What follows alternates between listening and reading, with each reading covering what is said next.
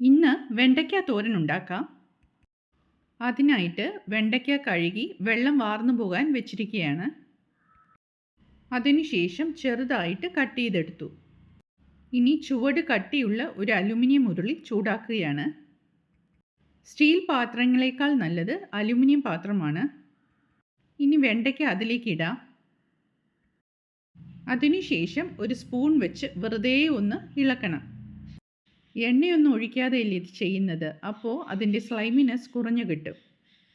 ഈ വെണ്ടയ്ക്കയുടെ വഴുവഴുപ്പ് പോയി കിട്ടാനാണ് നമ്മളിങ്ങനെ ചെയ്യുന്നത്. കംപ്ലീറ്റ് ആയിട്ടൊന്നും മാറത്തില്ല, കുറച്ചൊക്കെ കുറഞ്ഞു കിട്ടും. അതെല്ലാം ഒരു പാത്രത്തിലേക്ക് എടുത്തു മാറ്റാം.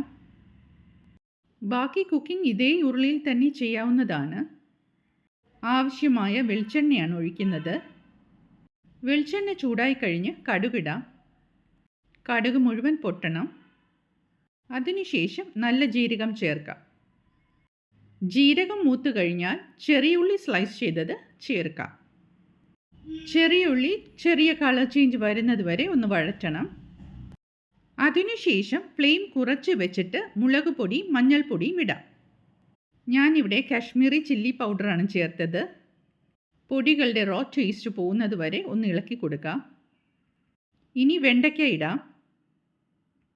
ഇതിനോടൊപ്പം തന്നെ ആവശ്യമായ ഉപ്പ് കൂടി ചേർക്കാം. ഇനി നല്ലതുപോലെ ഒന്ന് ഇളക്കണം. ചെറിയൊരു കളറിന് വേണ്ടിയാണ് കാശ്മീരി ചില്ലി പൗഡർ ചേർക്കുന്നത്. എരിവിനായിട്ട് പച്ചമുളക് ചേർക്കാം. തേങ്ങ ചിരകിയതും ഇതിനോടൊപ്പം തന്നെ ഇടാം. ഇനി എല്ലാം നല്ലതുപോലെ ഒന്ന് മിക്സ് ചെയ്തെടുക്കണം.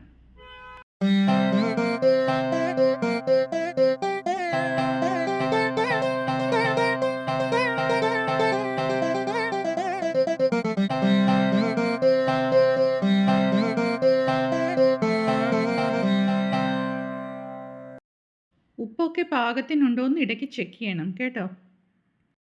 വെണ്ടയ്ക്ക തോരൻ ഉണ്ടാക്കി കഴിഞ്ഞു. ഫ്ലെയിം ഞാൻ ഓഫ് ചെയ്യുകയാണ്. ഈ വീഡിയോ ഇഷ്ടമായാൽ ഇതുപോലെ ഒന്ന് ഉണ്ടാക്കി നോക്കണം കേട്ടോ. ഇനി മറ്റൊരു നല്ല റെസിപ്പിയുമായി വീണ്ടും വരാം.